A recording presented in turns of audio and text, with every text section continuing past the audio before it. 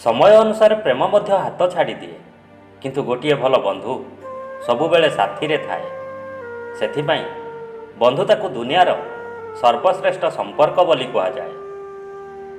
जीवनटा गोटे प्रतियोगिता। एठी मनीष ही मनीषर प्रतिद्वंदी। समस्ते एठी जीवन रास्तार दौड़ लगाई थांती।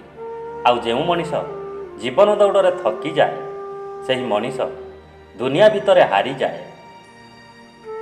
किछि कथा थाए जहा अर्थ केबे कहि पारि न थाए, आउ किछि लुह थाए जहा नीरवरे झरी जाए।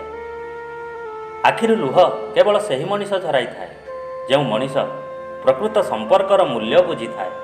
नहले मतलबी मनीष को किए बा कंदेई पारे।